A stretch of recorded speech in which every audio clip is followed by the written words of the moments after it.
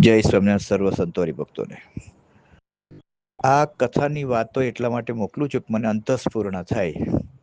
કયો વિષય શું મને ખબર નહીં, પણ 1 મિનિટ પહેલા પૂજા કરતા અથવા પૂજા કર્યા પછી બ્રાહ્મ મુહૂર્તમાં પૂજા કરું રોજ, ત્યારે અંતસ્ફૂર્ણા ભગવાન કરાવે છે એ પ્રમાણે બોલું છું. જેને સાંભળવું સાંભળવું, ન સાંભળવું કઈ નહીં. આપણે ક્યાં હું ધર્મનો ધજા લઈને બેઠો છું, પણ જેને સાંભળો 1,00,000માંથી 1 જણ તો સાંભળશે ને. એ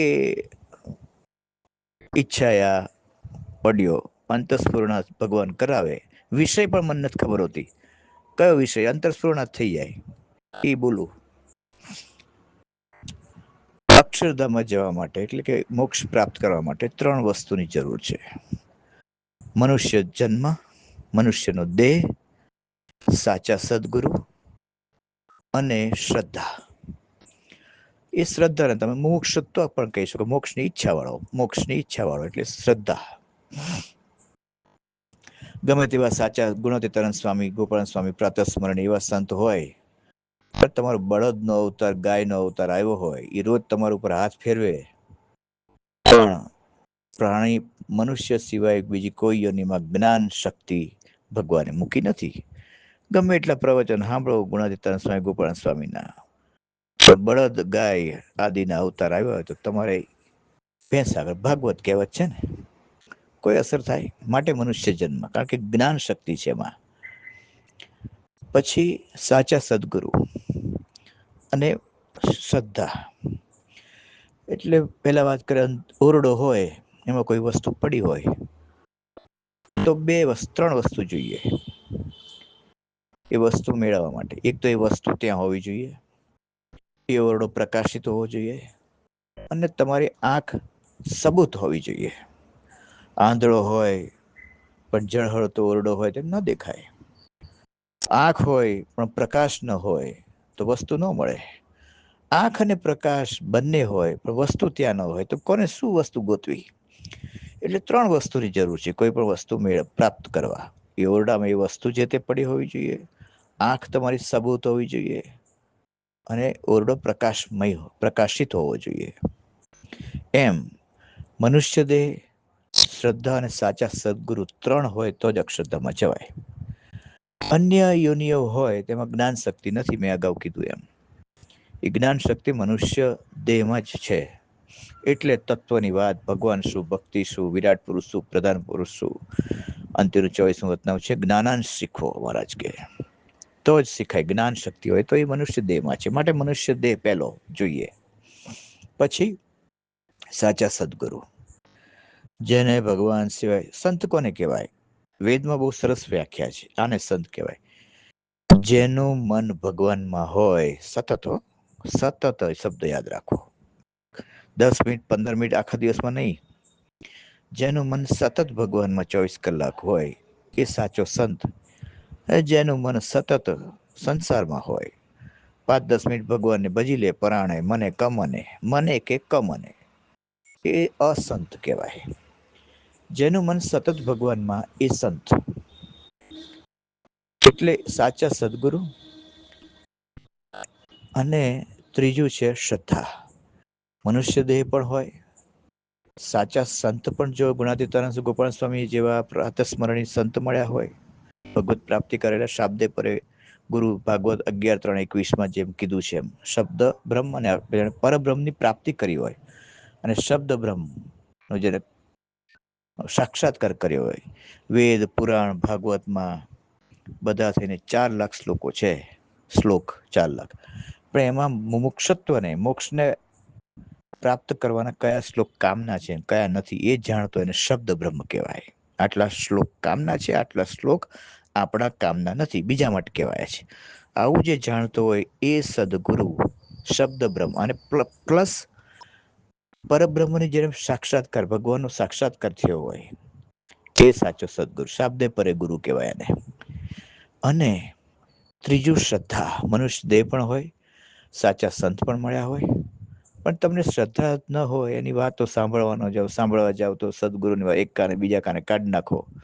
1000 વખત કે પ્રભુ સત્ય, સંસાર મિથ્યા વાતો કથામાં, તમે એને મનમાં જ ન લ્યો. એક કાને સાંભળી બીજા કાને કાઢી નાખો. તો એનો અર્થ નથી. જેમ ભેંસ આગળ ભાગવત, મનુષ્ય દેહ છે, સાચા સંત પણ ઉપદેશ કરે છે, પણ શ્રદ્ધા નથી. આ કે છે સાચું છે, મારે જીવનમાં ઉતારવું છે, મારા એક એક અવગુણ કાપવા છે, ઓછા કરવા છે. આમની કથા સાંભળીને એમણે કેવી ભગવત પ્રાપ્તિ કરી, એમની સેવા કરીને, એમની આશીર્વાદથી હું પણ ભગવત પ્રાપ્તિ મને પણ થાય સંતના આશીર્વાદથી. અને એની એક એક વાત સાંભળે, એક એક વાક્ય જે કયા હોય એ જીવનમાં ઉતારે, એ શ્રદ્ધા કહેવાય. 3 ભેગું થાય તો જ અક્ષરધામ મળે.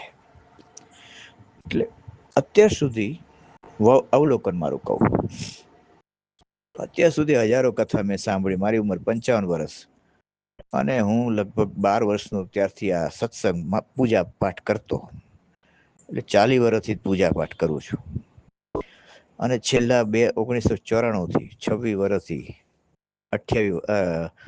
26 ચાલે છે ને, 26 ને 6 32 વર્ષથી સંત સમાગમ, કથા વાર્તા, યથાશક્તિ, ધર્માદો, સંત પધરામણી, મંદિર જવું, મંદિરમાં સેવા, આ બધું યથાશક્તિ શ્રદ્ધા પ્રમાણે કરું છું. હજારો કથા મેં સાંભળી ઘણા સંતોના મુખેથી, પણ સાચી કથા મેં આજ સુધી સાંભળી નથી. કોઈ ગુણાતીતાનંદ સ્વામીએ પાને પાને, અને મહારાજે પણ વચનામૃતમાં પાને પાને કહ્યું છે, ગુણાતીતાનંદ સ્વામી કહે કરે છે કે સ્ત્રી નરકનું દ્વાર છે. સ્ત્રી માટે પુરુષ ને પુરુષ માટે સ્ત્રી નરકનું દ્વાર છે. સ્વામી કે ખાવું અને સ્ત્રી બે સૌથી મોટા બંધન છે. એને હૃદય ગ્રંથિ કીધી છે. આ હૃદય ગ્રંથિ સ્ત્રીની, આ હૃદય ગ્રંથિ પ્રકૃતિ પુરુષ સુધી છે. પ્રકૃતિ પુરુષ કોણ હતા? જે શ્રી કૃષ્ણ ભગવાન હતા, એ પ્રકૃતિ પુરુષ હતા. એની ઉપર અક્ષરધામનો મુક્ત છે, એની ઉપરની કોટીના. શ્રી કૃષ્ણ ભગવાનને મૂળ પુરુષ કહેવાય છે.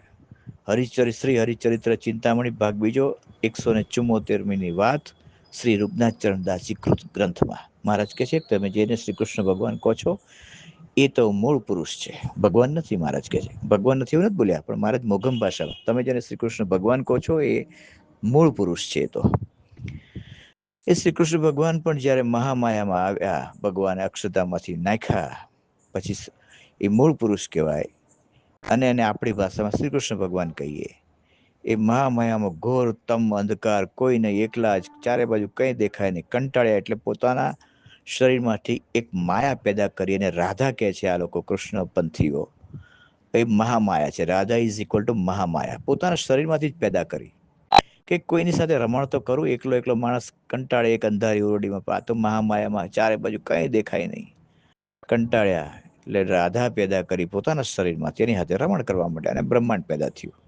પ્રકૃતિને પુરુષ રમવા માંડ્યા, એટલે સત્વ રજસ તમસ 3 ગુણ સમભાવ છે.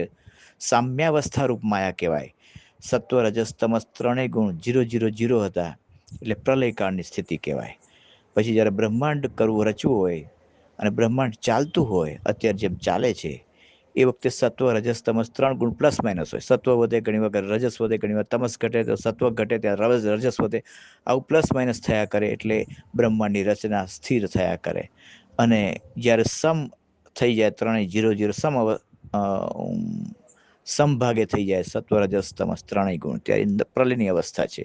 એને સામ્યાવસ્થા રૂપ માયા કહેવાય. જેતલપુરનું પહેલું વચનામૃતમાં જે કેવું છે તે સામ્યાવસ્થા રૂપ માયા. મહારાજ કે એને ઉલ્લંઘવાને કોઈ સમર્થ નથી.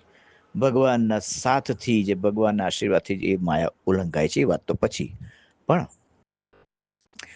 મેં જેટલી કથાઓ સાંભળી, આ શ્રી કૃષ્ણ ભગવાનની વાત કરું, એ શ્રી કૃષ્ણ ભગવાન મહારાજ કહે છે કે સ્વામીની વાતોમાં આવે છે કે એને તો હૃદય ગ્રંથિ કીધી છે સ્ત્રીને, પુરુષ માટે. પુરુષ માટે સ્ત્રી હૃદય ગ્રંથિ, સ્ત્રી માટે પુરુષ હૃદય ગ્રંથિ કીધી છે. બધું જાય પણ એને પુરુષ જોઈએ, સ્ત્રીને પુરુષ જોઈએ, પુરુષને સ્ત્રી જોઈએ. આ જો ટળે તો જ અક્ષરધામ ભગવાન મળે. માત્રા ધાદલનો મૃત્યુ ધામમાં ગયો ત્યારે, હાથિયા પટગર ધામમાં ગયો ત્યારે એની સ્ત્રીએ સાકર વેચી. સ્વામીની વાતોમાં આવે છે, સ્વામી કે આવું કોઈનાથી ન થાય. શું સાકર વેચી હશે? કે હવે મારે 2 જણનું રસોઈ ને લુગડા ને આવ્યા ને ગયા ને માંદા પડે સેવા એ બધું મટ્યું કે મારે એકલાનું ધ્યાન રાખવું. એટલી તો હવે ઓલાની સેવા ને પતિની સેવા કરવાનો ટાઈમ બચ્યો એટલા તો ટાઈમ બચ્યો ને એટલો જ ભગવાન ભક્તિમાં સમય વધારે મળશે ને કરવાનો. હાથિયા ભટકરની સ્ત્રીએ પતિ મરી ગયો પોતાનો સાકર વેચી. સ્વામી કે કોઈનાથી ન થાય આવું. એટલે શ્રી કૃષ્ણ ભગવાન પણ મૂળ પુરુષ પણ જયારે મહામાયા આવે છે એકલો રહેવા તેને સ્ત્રી જોઈએ છે. તો પ્રકૃતિ પુરુષ સ્વામીની વાતોમાં છે પ્રકૃતિ પુરુષ સુધી આ હૃદય ગ્રંથિ સ્ત્રીની ટકી છે. સ્ત્રીની હૃદય ગ્રંથિ બધામાં છે. એ ટળે તો જ સ્ત્રી માટે પુરુષ, તો જ અક્ષરધામ ભગવાનની પ્રાપ્તિ થાય. મેં હવે મારી વાત કરું. અનંત કથાઓ સાંભળી જ મેં 40-45 વર્ષથી સત્સંગમાં છું. બાપ દાદાનો સત્સંગ સ્વામિનારાયણમાં. એક સ્વામીના મોઢેથી મેં સ્ત્રીનું નરકની દ્વાર છે, સ્ત્રીનો ત્યાગ કરો. ત્યાગ એટલે કે મનથી ત્યાગ કરો. સ્ત્રી નરકની દ્વાર છે, સ્ત્રી માટે પુરુષ નરકનો દ્વાર છે. અને એ હૃદય ગ્રંથિ છે. એ હૃદય ગ્રંથિ ટળે નહીં ત્યાં સુધી ભગવાન ન મળે. સ્ત્રીથી બધું દ્રવ્ય અને સ્ત્રી ને ખાવું 3 વસ્તુ સૌથી મુખ્ય ભગવાનની અડચણ છે ભગવાન મેળવવામાં. પણ ક્યાંય મેં વાત સાંભળી નથી કોઈ સંતના મળે કે સ્ત્રીનો તિરસ્કાર અથવા તો પુરુષનો તિરસ્કાર સ્ત્રી માટે. એવી કથામાં વાતો કદી નહીં. ઉલટાનો અમારે એક મોટા સંત છે આ સત્તાધાર મંદિરમાં. એ તો કથામાં એમ કે બધા હરિભક્તો ધનુર્માસમાં બેઠા હોય ને કથામાં, તમે બધા બેઠા છો સ્ત્રી પ્રકૃતિ પુરુષની જોડી છે તો બરાબર છે. એ બરાબર નહીં. સ્વામી ભગવાને ના પાડી ઘા મારી દીધો છે. એ તૂટે ને ગ્રંથિ હૃદય ગ્રંથિ મિથુન ભાવ, મૈથુન ભાવના અને મિથુન ભાવના અલગ છે. સ્ત્રી પુરુષની મૈથુન તો એ એક સંભોગ કહેવાય, પણ મિથુન ભાવના એ પણ અલગ છે. એનો અર્થ મિથુન એટલે સાથે રહેવું, ફક્ત સંભોગ નહીં. ફક્ત સાથે રહેવું. સ્ત્રીને પતિ આવ્યા, આજે ગયા, હુઈ ગયા, ઉભા થયા, પતિને સ્ત્રી ગઈ બહાર આવી, આજે આવતી રહી, સાથે રહેવાનો ભાવ એ મિથુન ભાવ એ પણ ટળવો જોઈએ. અને મૈથુન ભાવ એ પણ ટળવો જોઈએ. મિથુન ભાવ એટલે સાથે રહેવાનો ભાવ એ પણ ટળવો જોઈએ. મેં કોઈ કથામાં સ્ત્રીને માટે કોઈ સંતોએ ત્યાં એના બદલે તમે બધા હવે સ્ત્રીનું ધ્યાન રાખજો, પત્નીનું ધ્યાન રાખજો, પત્ની ઘર ઓલી છે એ લક્ષ્મીરૂપ છે, એનું અપમાન ન કરશો, એની જે કેમ કરો કેમ કે ખબર છે સ્વામીને કે અત્યારના જમાનામાં પુરુષો બાયલા છે. ના, સ્ત્રીનું મહત્વ છે. રસોડામાં ઘરની લક્ષ્મી છે. બધી વાત સાચી. ઘરની કરકસર ઘર ચલાવવામાં એનો મુખ્ય ભાગ છે. સંતાનો ઉછેરવા, મોટા કરવા, સંસ્કાર આપવા, બધું બરાબર છે. પણ અક્ષરધામ મુમુક્ષુત્વ હોવું જોઈએ. તો એમાં મહારાજ શું કીધું શિક્ષાપત્રીમાં? સૌએ વર્ણાશ્રમ ધર્મનો વર્ણાશ્રમ ધર્મનું પાલન કરવું. સ્ત્રીનો ત્યાગ આવે છે એની વાત કરતો હતો એટલે ત્યાગ શબ્દ બોલાઈ ગયો. વર્ણાશ્રમ ધર્મનું પાલન કરવું. શું કીધું વર્ણાશ્રમ ધર્મમાં? પેલો બ્રહ્મચર્યાશ્રમ, પછી ગૃહસ્થાશ્રમ, પછી વાનપ્રસ્થાશ્રમ, સંન્યાસાશ્રમ.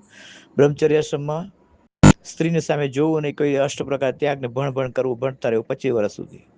25 વર્ષે ગુરુ કે હવે લગ્ન કર. લગ્ન કરે, બાળ બચ્ચે, ગૃહસ્થાશ્રમ 25 થી 50 વર્ષ. બાળ બચ્ચા થયા, 50 વર્ષે ગુરુ આવ્યા. આ કોણ છે? કે મારા પૌત્ર અને છોકરા. કોઈ નથી. પતિ પત્ની 2 છો, જંગલમાં જતા રહો, ભગવાન ભજવા. વાનપ્રસ્થાશ્રમ 50 થી 75. ફક્ત પતિ પત્ની જંગલમાં તૃણની ઝૂંપડી બાંધીને રહે. 75 વર્ષે ગૃહસ્થ આવ્યા. અરે સોરી, ગુરુ આવ્યા. પછી કોણ છે? આ પત્ની છે. આ કોણ છે? મારો પતિ છે. કોઈનું પતિ, કોઈ પત્ની નથી.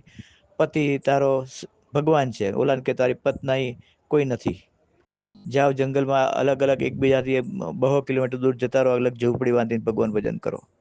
જો સંન્યાસ આશ્રમ એને કહેવાય. પાછું આવી ગયું ને બ્રહ્મચર્યાશ્રમમાં જેમ એકલા હતા અને પછી સંન્યાશ્રમમાં એકલા આવી ગયા ને બંને.